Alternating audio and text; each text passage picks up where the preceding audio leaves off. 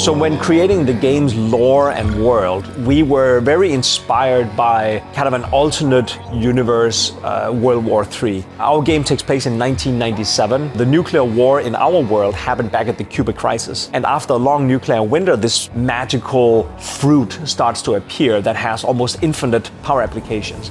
So how would the world change with that? How would different factions rise up from the ashes and take over this planet and try to create some new kind of order? It's as if the seeds were there all along, and the fallout was all they needed to grow. We were thinking, in this world where most of Eastern Europe have been hit the hardest by the nuclear war, how would a new unified faction appear from this that kind of saw Tempest as the lost souls of all of our dead ancestors? The Tempest dynasty is a lot more about, with this new resource that we have in the game, Tempest, how can we use this to restoring glory and get back in power? There's a question about what my favorite faction is. And as a game designer, that's really hard. It's like asking which of your children is your favorite. You might have one, but you're not supposed to say anything, right? Oh, so my favorite faction out of the three, it has been shifting a lot. When I first joined the project, GDF, I thought it was really cool. But over time, and especially over the last year, Dynasty has really grown on me. They have a really good resource system. Like, for example, your Tempest Refiner is not just a building, it's an actual mobile unit that you can kind of carry out and put across the entire level. They play into a really cool archetype of being very mobile, of being all over the map, like really high risk, high reward. No defense, max offense, and then just hope that you can kill the enemy before they kill you. I think they're just so much fun to play. Commander, good of you to join us. Gotta say, your file was a pretty impressive read. The reason for them to kind of look and feel the way they do, for example, when you look at a faction like GDF, you're trying to establish a new kind of order and figure out, okay, how do we rebuild everything in a more fast and utilitarian approach? Everything is hard surfaced, everything is sharp.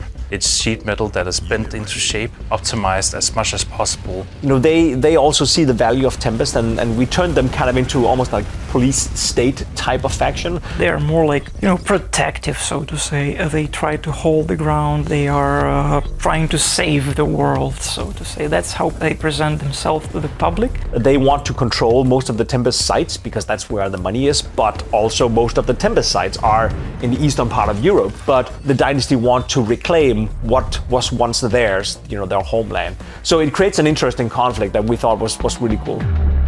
We decided early on that the Global Defense Force was really focused on communication and intelligence gathering and keeping tabs on things, like a kind of a surveillance state sort of thing. So that kind of led to the invention of their intel resource and their comms bonus. Those are us trying to translate the sort of benefits that better battlefield communication can have. We have the intel system, for instance, which empowers the GDF, but also becomes a gameplay challenge for them sometimes, that they need to gather two resources rather than just the Tempest. But it's very much kind of, if you're used to your classic RTS Command and Conquer style experience, that is where you'll probably feel at least a little bit more at home at the beginning.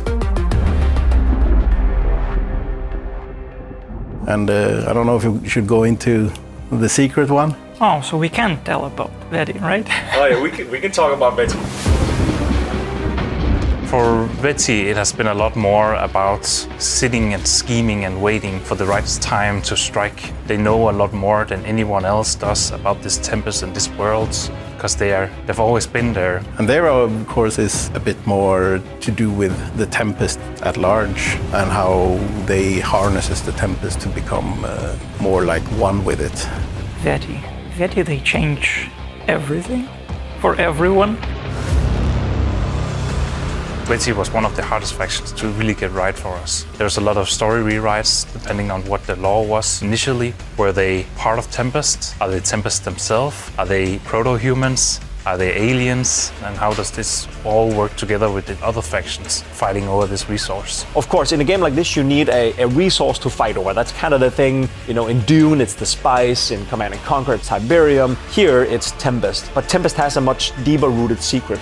And we wanted to make sure that when we introduce the player to what is the secret behind Tempest and who were on this planet before we came here. That we bring in that fantastical element together with this more rooted world. And we really like that combination of things.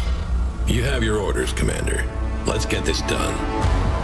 One of the other design pillars was the rule of cool. We wanted to make sure that we designed the game around elements that, first of all, were pretty badass, and function came secondary. The approach in designing units or anything that goes with a faction is like, I get a brief from the team, and I always kind of ask questions like, what's the functionality, the ability? And then from that point, we will kind of have like a brainstorm. For example, the redesign of Warden, it was inspired by Scarab. And in the beginning, I wanted to make like a round design, but then the design team was like, okay, we're not gonna go on that side, so let's push to more angular. So I move and push to that direction. It helps a lot with the team, like this back and forth feedback. They had to look semi-realistic, but we wanted to make sure that there was always something that looked really badass and really cool, and it doesn't always have to make 100% sense.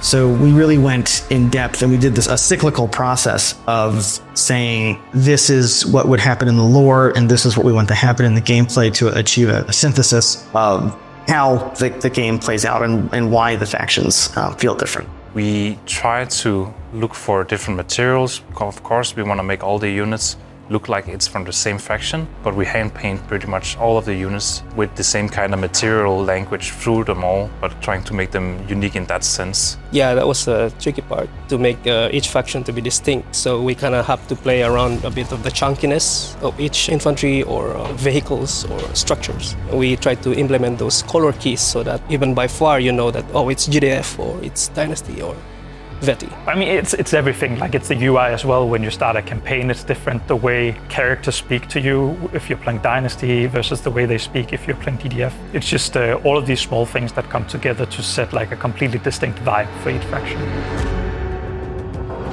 My personal favorite unit is probably the Dynasty Matchstick. Creating it was really fun. It has some weird shapes to it that was fun to figure out. Also, it just turned out to be a really cool design. One that really stands out to me as also being Dynasty in of itself.